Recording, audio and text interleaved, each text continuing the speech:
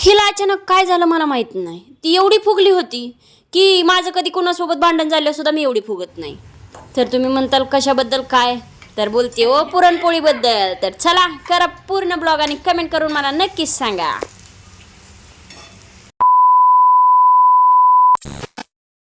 तर नमस्कार मंडळी, कशा आहात सगळे? मस्त मजेत ना? तर स्वागत आहे परत एकदा माझ्या व्हिडिओमध्ये, म्हणजेच माझ्या ब्लॉगमध्ये. तर कसे आहात सगळे? मस्त मजेत ना? तर सकाळी सकाळी गुड मॉर्निंग झालेले आहे. तर अथर्वला मी आलेले आहे स्कूलला सोडून आणि नंतर म्हणलं चला ब्लॉग शूट करावा.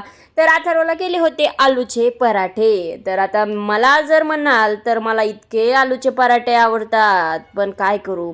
तरी पण मी काय केलं, एक बिना तेलाचा केला होता आणि खाल्लाच होता बरं का. आता काय म्हणते, तोंडावर नाही ताबा आणि मला बारीक व्हायचंय बाबा. तर मला बारीक व्हायचे म्हणून म्हणून मी बऱ्याच गोष्टी टाळते, पण मी काय बारीक होत नाहीये. आणि खायचं तर खायच्या पण बऱ्याच गोष्टी मी केलेल्या आहेत कमी. तर तुम्हाला हे सकाळ सकाळ काय बघायला भेटते, बेसन वगैरे हटलेलं, तर हो तुम्ही काही चुकीचं नाही. तर आज होते आमचे पित्र. काय कोण्या भागात वेगवेगळं बोलतात, तर आमच्या इकडं पित्र असं म्हणतात, जे की आमचे सासरे देवाघरी गेलेले असतात त्यांच्यासाठी त्यांना नैवेद्य वगैरे करायचा असतो आणि त्यांना जेवायला वगैरे, म्हणजे नाही का, त्यांच्या नावाने तर कोणीतरी एक माणूस किंवा आपल्याला जसे जमतील असे माणसं जेवू घालायचे असतात. तर त्याचाच चाललेला होता आमचा इथं स्वयंपाक. तर बघा, ह्या वड्या कोणाकोणाला जमतात मला कमेंट करून नक्कीच सांगा, कारण की मला तर चांगल्या जमतात. आणि मला ही कोणी सांगितल्या नाही आहेत किंवा काही नाही, मी माझ्या स्वतः शिकले. काही गोष्टी आपण मनाने शिकलेल्या चांगल्या असतात. मला ही माहिती नव्हतं, पण एक वर्ष असं झालं की मला जो हा पित्राचा स्वयंपाक आहे तो एकटीला करावा लागला. आणि मग मग इकडून विचार तिकडून विचार असं करत करत बऱ्याच गोष्टी केल्या. तर आता इथं तुम्ही बघितलं असेल बऱ्यापैकी सगळं साहित्य चाललेलं आहे. इकडं म्हणजे आम्ही दोघी जणी स्वयंपाकाला होतो, माझी जाऊबाई आणि मी. तर इथं चाललेलं होतं कढीचं वगैरे सामान काढायला. मी हिरवी मिरची लसूण असं काढलेलं होतं. इथं किचनवर बऱ्याच गोष्टी आहेत, त्याच्यावर काही हे जाऊ नका, कारण की किचन वाटा चांगलाच असतो. कारण की आपण तिथं सगळं खायच्याच गोष्टी ठेवतो, त्याच्यामुळं काही किचनवर काही खराब नसतो. तर इथे चालली होती आपली कढीला फोडणी द्यायची. तर भाज्या वगैरे म्हणलं की आमच्याकडंच असतं सगळं. आणि पोळ्या असं चपात्या वगैरे म्हणलं तर वहिनी करत असतात, म्हणजेच माझ्या जाऊबाई करत असतात. आणि जे वरचे काम असतात ते मी करत असते. तर त्याच्याने काय होतं, लवकर पण होतं. ज्या गोष्टी आपल्याला जमतात त्या पटकन होत्या, ज्या गोष्टी त्यांना जमतात त्या पटकन होत्या.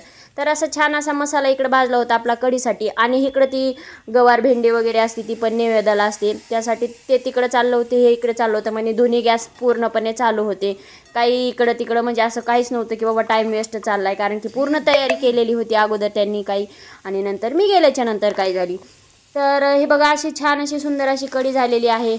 तर इथं बघा, आता म्हणलं आता ही कढी तर झालेली आहे, ह्याला पण थोडंसं फ्राय करावं. तर चला इकडं आळूची पानं वगैरे त्यांनी तळून घेतलेलीच होती, आणि इथं पापड वगैरे पण तळून घेतलेलं होतं. तर म्हणलं अगोदर दाखवलंच होतं, पण झाल्याच्या नंतर शूट केलं. आता मी हाच व्हिडिओ फेसबुकला, म्हणजे व्हिडिओ नव्हता, एक ताट टाकलं होतं की बाबा पित्रासाठी जेवण वगैरे बनवलं आहे. तर तुम्ही बघत असताल इकडं पुरण आणि आमटीचं वगैरे साहित्य झालेलं आहे, म्हणजे येळवणी असं म्हणतात. तर मला कमेंट आली की आहे तोवर पाणी नाही पाजायचं, आणि नंतर असं काहीतरी अशी एक कमेंट आली होती मला. पण ती फेसबुकला आली होती आणि ती मी असे टाकली होती की ह्या ताटात काय कमी आहे, पित्रासाठी जेवण वगैरे केलं होतं अशी. तर त्याच्यात बऱ्याच कमेंट चांगल्या आल्या, बऱ्याच कमेंट इतर तिकडं, म्हणजे नाही का. तर कसं आहे तोपर्यंत बऱ्याच ठिकाणी असं काही नसतं की आहे तोवर खाऊ घालायचा नाही आणि मेल्याच्या नंतर अशा बऱ्याच ठिकाणी आहे, पण आमच्यात तसं नाही आहे. काही आजारपणामुळे आमचे सासरे गेलेले आहेत आणि आम्ही त्यांना खूप मिस करतो, कारण की खूप चांगले होते ते. आजही त्यांचं गावात कौतुक होते, आजही त्यांना मानपान मिळतो. त्यांच्यामुळंच आम्हाला त्या गावात ओळखलं जातं, जे की माझं सासर आहे, यांची सून आहे, त्यांची सून आहे, ह्यांचा मुलगा आहे, हे त्यांच्याच नावाने आम्हाला ओळखलं जातं. पण असो, ते काय फेसबुकवाले कमेंट करणारे करतच राहतात. आपलं बोलायचं माझं एक मत आहे, कारण की हा पण माझा कट करून व्हिडिओ फेसबुकला जातोच आहे. तर माझ्या चॅनलला कोणी इथं सबस्क्राईब केलं असेल तर तिकडं पण फेसबुकला पण मला फॉलो करा. तर बघा, फायनली लुक आपला वड्यांचा असं झालेला आहे. खूप छान वड्या झाले होते, टेस्ट पण खूप झाली होती, एवढ्या केल्या होत्या. पण शक्यतो मला असं वाटेल की भरपूर नव्हत्या, एकदम परफेक्टमध्ये झाल्या होत्या, वेस्ट पण झाल्या नाही आहेत किंवा काहीच नाही. म्हणजे कुठलीच गोष्ट अशी नाही आहे की खराब झाली किंवा जास्त झाली आणि आता हे शिळं राहिले, असं काही झालं नाही. भरपूर असं एकदम प्रमाणातच झालं होतं. तर इथं मी करत होते आमटीची तयारी. आणि थोडंफार माझं चलतच असतं, असं शूट घ्या तसं शूट घ्या. तर इथं आमटीची तयारी मी केलेली. मग तुम्ही काय आमटीला वापरताय मला नाही माहिती. मी लसूण, खोबरं, कांदा ह्या 2-4च गोष्टी वापरत असते.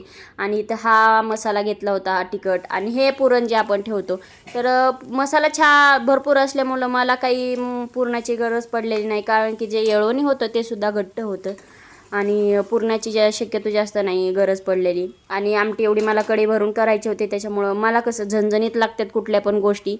पण हो, मी झणझणीतच केल्या. त्यात मीठ कमी नाही, चटणी जास्त नाही, एकदम प्रमाणातच. कारण की मी तुम्हाला आता सांगितलं, कुठलीही गोष्ट वेस्ट झाली नाही आहे, सगळं प्रमाणातच झालं. मी आमटी जास्त बनवली होती. मी म्हणलं शिल्लक राहिली तरी सकाळी त्याच्यात ते काय करायचं होतं, शेंगुळे करायचे होते.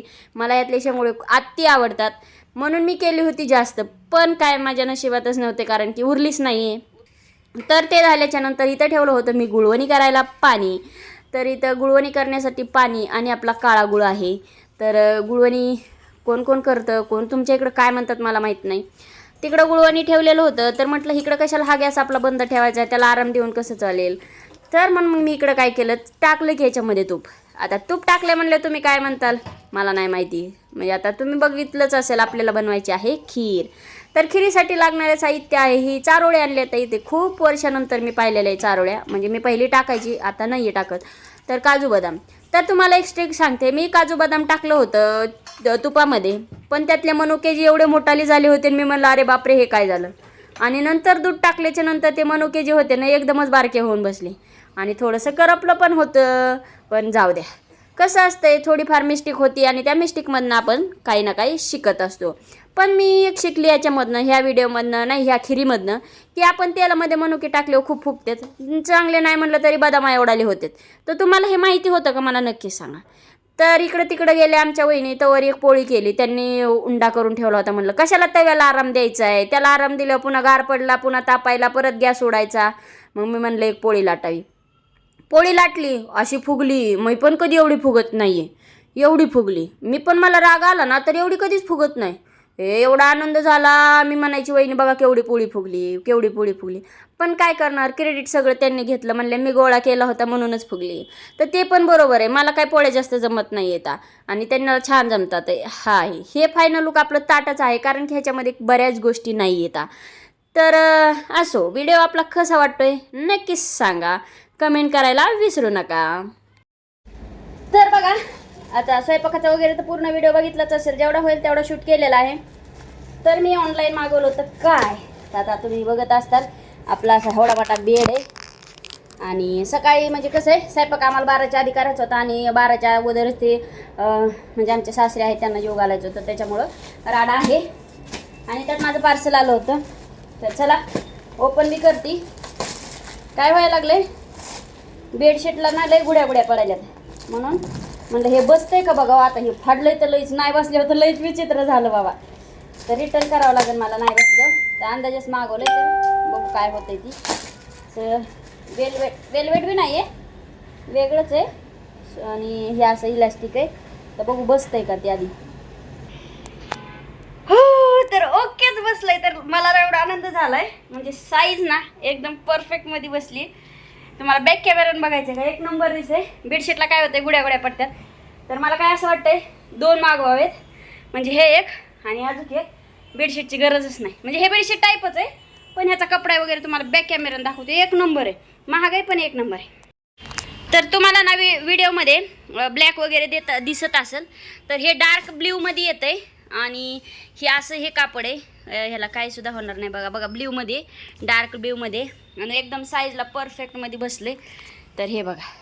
तर बेडशीटचं काय होत होतं, हे असं इथं राडा टाकलाय, गोळा होत होतं, तरी पण वरनं बेडशीट टाकावंच लागणार आहे.